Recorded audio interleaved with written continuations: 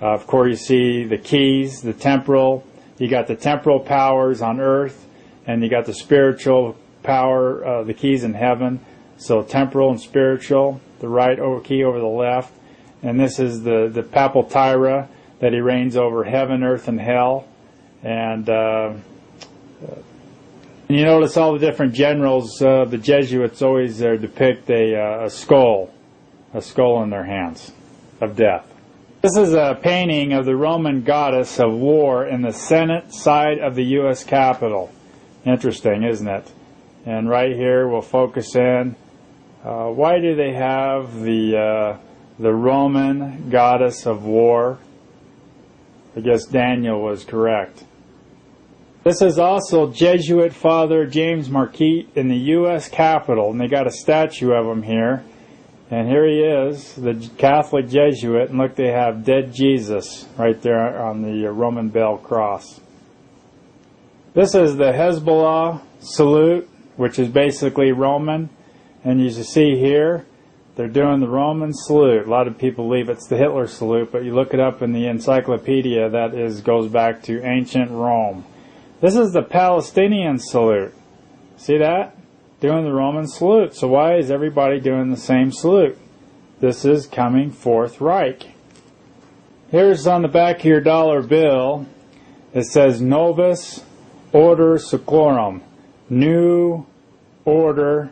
Seclorum means world, secularism, world. So New World Order. And here you have the Holy See, represents the Pope. The Pope's territory is called the Holy See.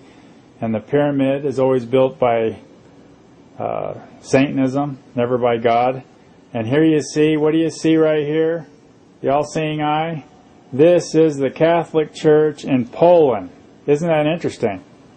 Look at that. There's the all-seeing eye. And right here you can see the Catholic Church here. Can't pronounce that name, in Poland. And here it is, right on the old dollar bill. And as you see here, this is inside the church. What do you see behind the Catholic priest? The all-seeing eye inside the pyramid. So you can see how they're all interconnected. Here's more proof that this symbol is not Christian. It goes back to Baal worship. This one right here, it was an artifact unearthed in the Holy of Holies of the pagan temple in Canaanite city of Hazor. Right there. And it's a symbol of the storm god Baal, right there. So there you go, more symbolisms. The Roman Catholic Church puts it right there on their coin. Of course, on their golden cup in Revelations, there you see the same symbols of Baal worship. So here's more and more evidence found that this is not a Christian symbol. This is what Scripture, Revelation 17, tells us. It's Mystery Babylon, right there. This is Time magazine. It says here, who needs Washington? And there's Arnold Schwarzenegger right here, California governor. And right on his belt buckle, look what we see on his belt buckle right there. It's a skull and crossbones right on his belt buckle. And there it is blown up. And there you see the comparisons. Of course, George Bush was skull and bones. They're all members of the secret order of Bohemia. And here is Arnold at Vienna, right here, shaken. He just got back from the Mass of the Dead here in Vienna on May 29, 2006, when this picture was taken. And obviously the skull and bones was placed on the Pope's coffin. On the Pope John Paul I, who was only in office for 33 days, was murdered. And this symbol right here was carved into his coffin, on the foot part of his coffin. So you can see the skull and bones connection goes back to the First Reich of the Holy Roman Empire, Church and State.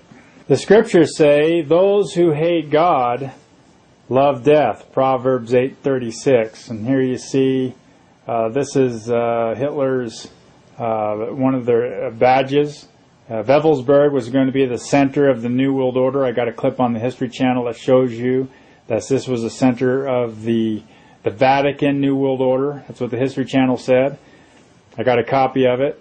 And here you got the skull and crossbones. How convenient that it's all linked together. And once a year they pull out their skulls and the bones of the saints so you can pray to them. And of course here's the skull and crossbones, and there's George Bush Sr. right there in Yale University. There's the bones. See that? And this is the California church right here, the skull and crossbones. And this is a Santa Barbara mission in California, founded in 1786. Remember, Bill Clinton got the Charlemagne Prize for the Holy Roman Empire, and you cannot take the Catholic sacrament unless you are Roman Catholic. So here's more proof that Bill Clinton is Roman Catholic. Here you got Catholic John Kerry, even though they don't say they're Catholic. Look, they're taking the Eucharist, and you cannot take the Eucharist unless you're Roman Catholic. Only Catholics can take the sacrament. And there's the Bushes again. There's Jeb Bush, the brother of President Bush. As you see, he's Catholic. He's kneeling in front of the Pope. There's Senior Bush with the Pope. Ronald Reagan with the Pope. Here you got JFK and Nixon with the Pope, and there is also Bush meeting with the Pope, receiving the Virgin Mary. Idol worship. 10 Commandments tell us not to worship idols or make engraven images. Of course, JFK wasn't a very good Catholic because he didn't follow orders, and so he was assassinated. And here you see Colin Powell. They're always pictured with the Romans. There's Dick Cheney. And look at the papal pontiff. Oh, good son, good son. Of course, Al Gore and Bush mourn with the Roman Catholics. And here's a rare picture of the black pope with the white pope. The military general with the puppet pope. Now we're going to get into something that very few people are aware of. We're going to cover the red mass, the white mass, and the blue mass. This is what the Catholic Church has, these different masses to celebrate their the fascist system. And here you got the red mass. We'll pull here. You got the red, white, and blue. Here you got the red, white, and blue, and it's fenced in by the gold fringe flag. That's why you go to court systems and everything, because basically it's a Roman Catholic 14th Amendment America. And the Supreme Court has ruled that there's two different citizenships in the United States. There's a 14th Amendment citizen, and then you got the original citizens. That's a whole different lecture. But here you got the red mass. They own the courts and the lawyers. You got the white mass. They own the what? The physicians, the agents of death.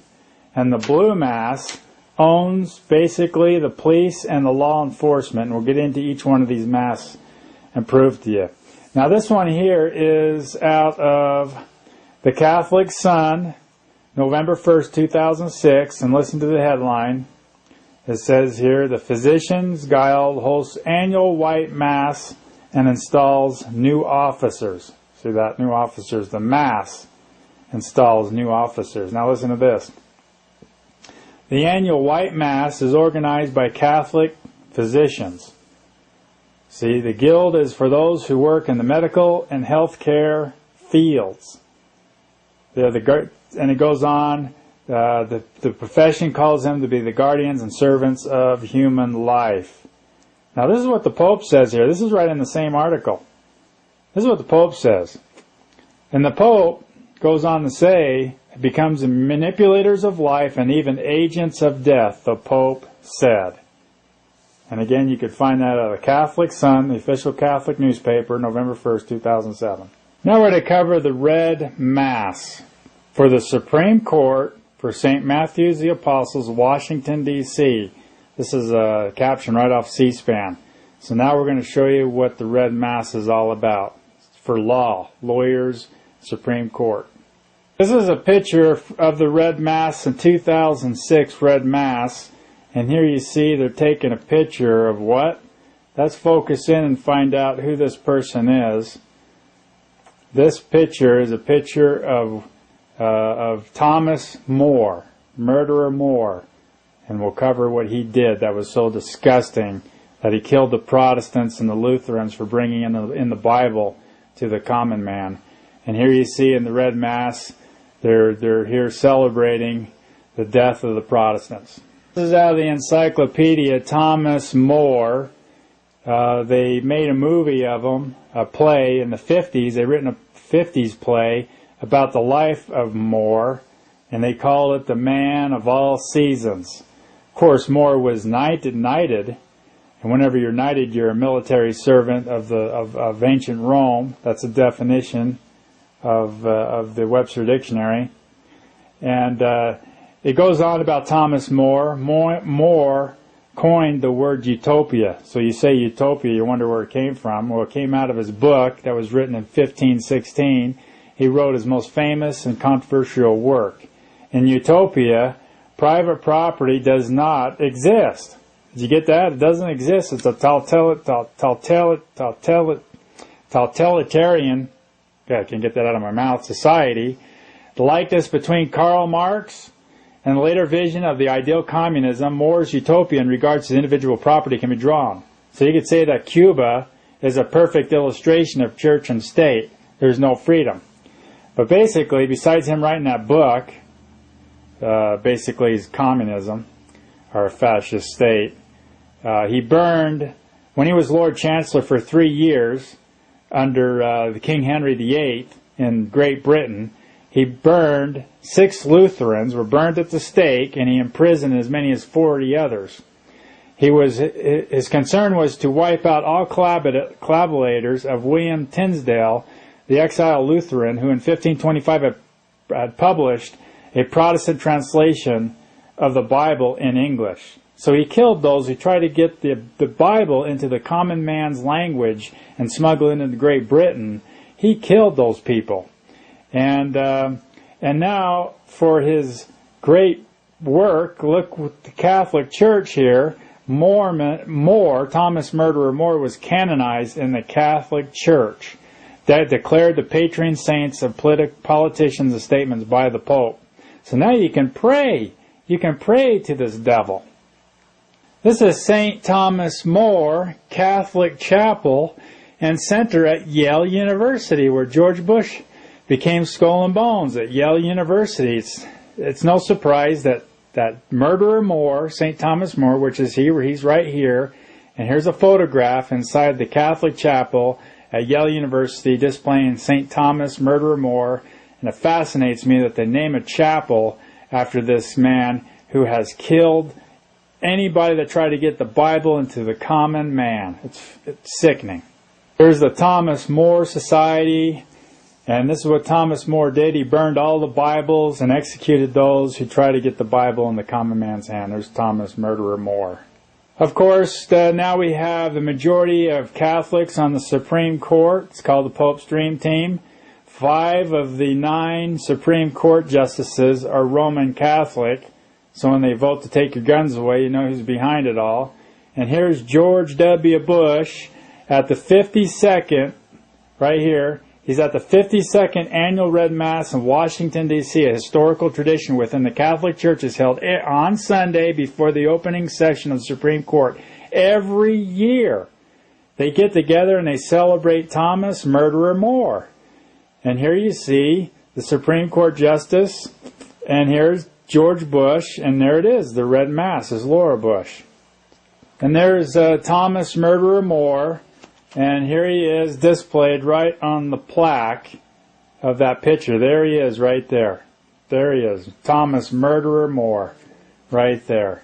And it's sick. They're taking pictures of this great demon that wouldn't let people have the Bible. Pictures from the Red Mass. The new President Monson of the LDS Church was comparing Gordon B. Hinckley, the late prophet of the LDS Church, to Thomas Murderer More at the funeral of Hinckley. I got this recorded and I was just fell off my chair, because when you know history and he's comparing people with this murderer, why is the LDS President Monson comparing Gordon B. Hinckley to Thomas Murderer More, unless he is part of them? This is a funeral of Saturday